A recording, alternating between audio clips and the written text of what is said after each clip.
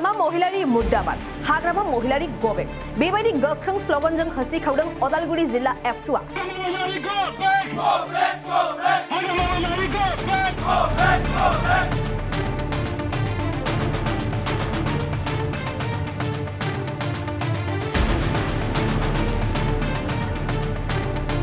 एबसुखौ थांखिनानै बायदिसिना बाथ्रा सोंखारिग्रा बिपिएफनि गाहाय हाग्रामा महिलारिनि हेंथायै गोख्रों खुद्रिखांदों अदालगुरि जिल्ला एबसुआ।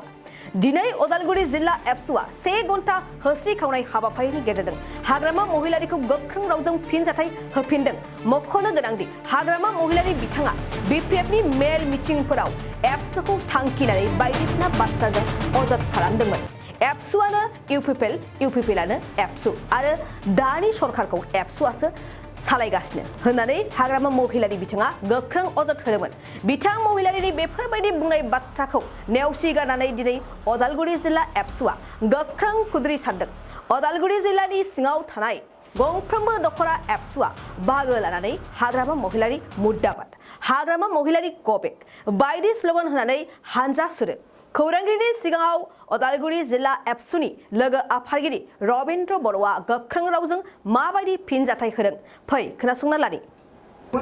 मैया खौरां बिजोंनि गेजेरजों जोङो नुनो मोन्दों जे बिटिसिनि बारग' चिफ हाग्रामा महिलारिया खैराबारि आरो गलायगावआव फैनानै दुलाराय बर' फरायसा आफाद आरो दुलाराय बर' फरायसा आफादनि आफादगिरि दिपेन बर'खौ लानानै गोबां माखासे खोथा समाल'सना बिथाङा खालामलांदों आरो बे खोथाखौ जोङो दुलाराय बर' फरायसा आफादा जोङो धिक्कार होदों, जोङो सोंखारिदों।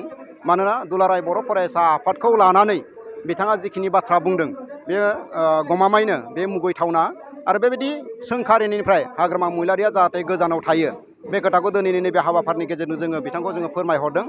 आरो मैयायै जिखिनि दुलाराय बर' फरायसा आफादखौ बिथाङा सोंखारिबाय बेखायनो दिनै जोंहा हाग्रामा महिलारिनि मुसुखाखौ गलायगाव आन्चलिक एबसुनि लांगोना मोखांनिफ्राय जोङो रेलि खालामनानै नैबे गलायगाव टाउननि माजमजिया गेजेर जायगायाव जोङो बिथांनि मुसुखा बानायना जोङो सावनो नागिरदों। कारना जाबाय हाग्रामा महिलारिया जाहाथे भबिष्यतआव दुलाराय बर' फरायसा आफादखौ गावनि राजखान्थिनि लाबा लाबनि थाखाय जाहाथे बिथाङा दुलाराय बर' फरायसा आफादखौ सोंखारिनाय बा दुलाराय बर' फरायसा आफादनि सायाव बा एबसुनि आफादगिरिनि सायाव बिथाङा जाहाथे गाज्रि बाथ्रा बुङा बेनि थाखाय जोङो नैबे हाबाफारिनि गेजेरजों जोङो बिथांखौ सोंखारि हरदों। बिथाङा राजखान्थियाव बबे राजखान्थियाव थानानै राजखान्थि खालामो जोंहा बुंनांगौ गैया। दुलाराय बर' फरायसा आफादखौ इउपिपिएलजों बिथाङा रुजुदों, नाथाय दुलाराय बर' फरायसा आफादनि जोनोम जानाया दिनैनिफ्राय 55 बोसोर सिगांनि। इउपिपिएल राजखान्थि हान्जाया दिनै गोदानसो। दा बेखायनो इउपिपिएल राजखान्थि हान्जा आरो दुलाराय बर' फरायसा आफाद बे आलादा राजखान्थि हान्जानिनो खामानि मावगोन, नाथाय जोंनि एबसु हिसाबै जों एबसुनि खामानिखौनो मावलांबाय थागोन।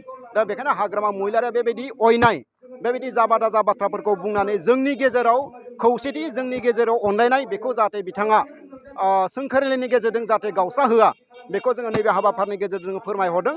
आरो हाग्रामा महिलारिया थांनाय गोलाव बोसोराव बिथाङा बिटिसिखौ सासन खालामनो मोन्दोंमोन। बिथाङा मोनथिना मोनथिया जोङो मिथिया बे देगा बे हादरा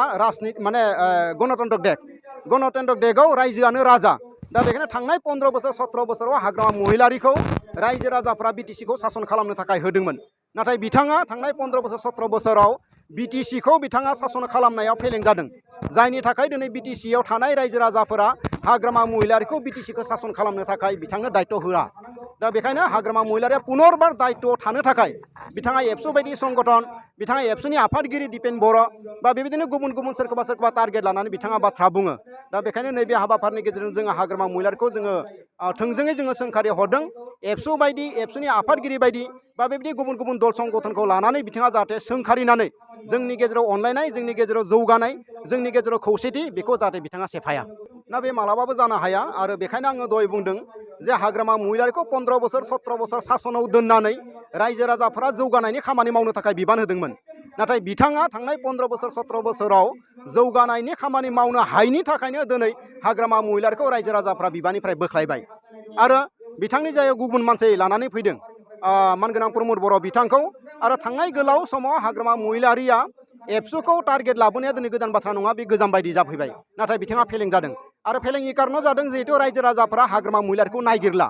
दा बेखायनो बिटिसिखौ बासायनो थाखायसो बिटिसिखौ रैखाथि होनो थाखायसो हाग्रामा महिलारिखौ राजखान्थि बिबाननिफ्राय बा बिथांनि जि पावार राजखान्थि जि गादिनिफ्राय बिथांखौ बोखारदों। बाक्सा जिल्लानि गुड शेफार्ड नेशनेल स्कुलाव फोरोंगिरिनि गोनांथि जादों। बे फरायसालियाव दासान्दि इंराजि, सानखान्थि, फिजिक्स, केमिस्ट्रि आयदानि थाखाय 7 फोरोंगिरिफोरनि गोनांथि जादों। बेफोर आयदानि थाखाय बिजाथिफोरा MA, MSc, BEd आरो DLED थानाय जानांगोन। लोगोसेयैनो सायख'जानाय बिजाथिफोरनो दानबान्थाखौ 10 निफ्राय 20,000 रां, 10 निफ्राय 30,000 रां आरो 8 निफ्राय 14,000 रां होनाय जागोन। गोसोगोनां बिजाथिफोरा गुड शेफार्ड नेशनेल स्कुलनि नैबे मबाइल नम्बर 600004382882 आव WhatsAppनि गेजेरजों फोरमान बिलाइखौ दैथायहरनो हागोन। नङाब्ला नैबे मबाइल नम्बर 7086283946 आव थोंजोङै कल खालामनानै सुलाद लानो हागोन। बिजाथिफोरा गाव गावनि फोरमान बिलाइखौ थाबैनो दैथायहरनांगोन आरो फैगौ 9 एप्रिलाव बिजाथिफोरनि आनजाद जागोन।